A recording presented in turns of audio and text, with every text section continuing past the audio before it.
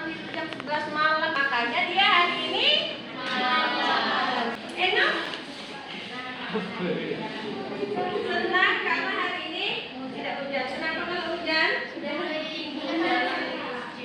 Jadi nak, banyak sekali hal-hal yang kita rasakan dan itu berbeda antara teman yang satu dengan teman yang lain.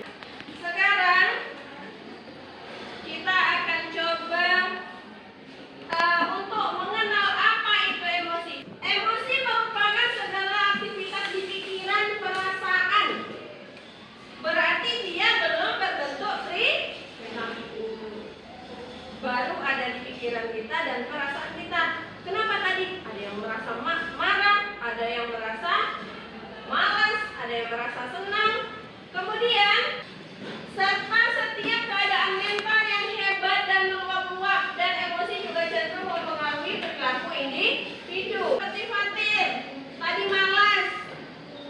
Apa perilaku yang terjadi ketika dia emosinya sedang malas?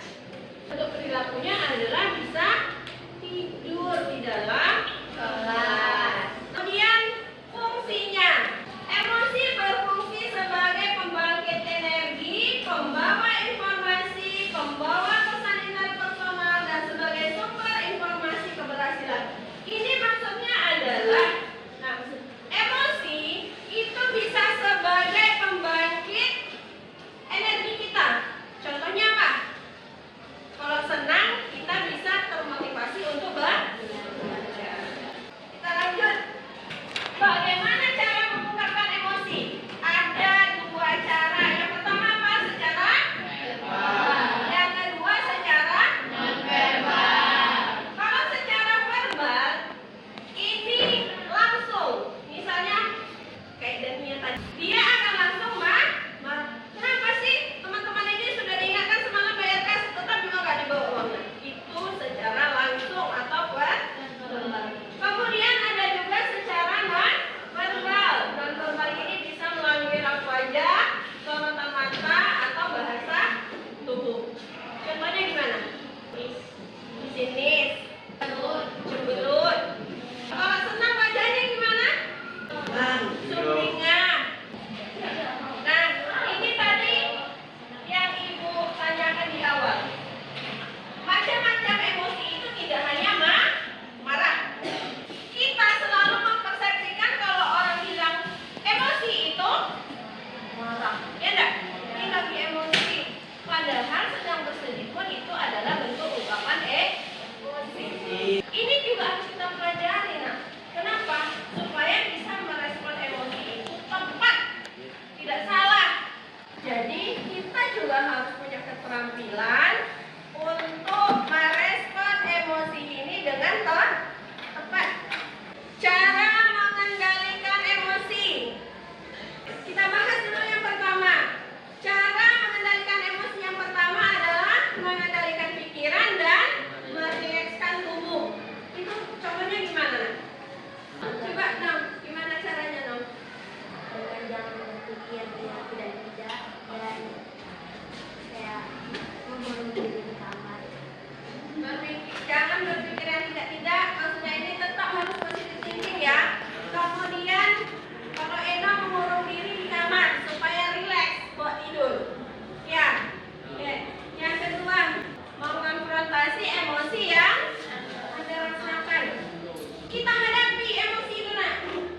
Kalau kita marah, wajar kok kita marah. Karena emosi itu harus kita keluarkan. Tidak boleh dipendam, tapi dengan cara yang baik, ya. Kalau marah, silakan marah, tapi dengan bahasa yang baik.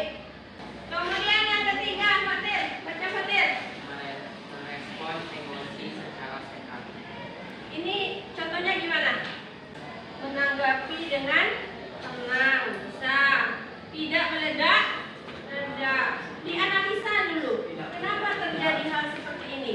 Itu harus ya nak, supaya kita tahu apa yang harus kita lakukan. Kemudian yang kelima, melakukan aktivitas fisik yang menenangkan. Contohnya apa? Healing. Healing. Apa lagi?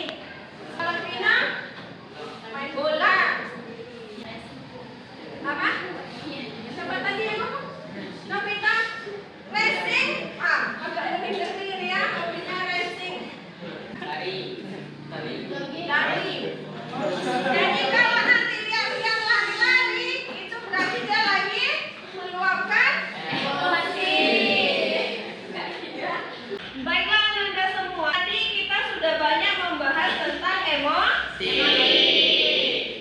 fungsi, kemudian cara pengendaliannya seperti apa. Jadi sekarang Ibu ingin tahu bagaimana Ananda bisa mengaplikasikannya di kehidupan sehari-hari. Ibu ada LKPD, nanti Ibu harap Ananda semua bisa mengisi LKPD yang Ibu berikan. Nah, di sini tugasnya adalah Ananda menulis tentang emosi. Jadi ada beberapa emosi yang Ibu gambarkan di sini. Kemudian bagaimana cara Ananda untuk mengatasinya. Contoh, apa yang kamu lakukan ketika merasa senang? Jadi nanti Ananda tulis di sini. Nanti setelah selesai akan Ibu tanyakan kembali. Paham? Paham. Satu ya. Tolong yang ke belakang.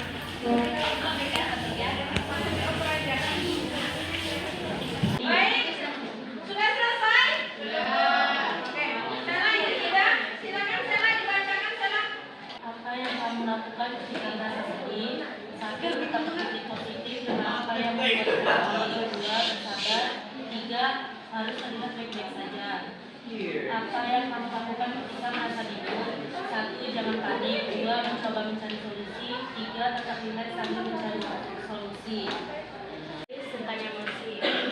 Apa yang kamu lakukan ketika merasa senang? Ketika merasa senang, nomor 1 saya bernyanyi, cerita ke teman, guling-guling di kasur.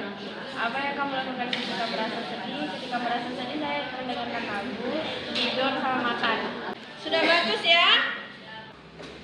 Jadi apa yang bisa kita simpulkan untuk pembelajaran hari ini?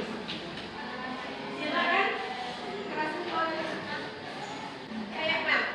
Gimana Mel? Apa kesimpulan yang bisa Mel dapatkan hari ini? Belajar untuk mengontrol emosi, mengutarakan emosi dan tidak meledak-ledak cepat. Oke, mantap. Berarti sudah paham semua bagaimana cara kita untuk mengelola emosi. Nah, berarti mulai sekarang ketika kita dalam kondisi emosi harus punya respon yang tepat. Dari yang dibacakan teman-temannya tadi, Ibu sudah bisa lihat Ananda semua sudah bisa mencari solusi dari emosi-emosi yang dirasakan. Nah, baik,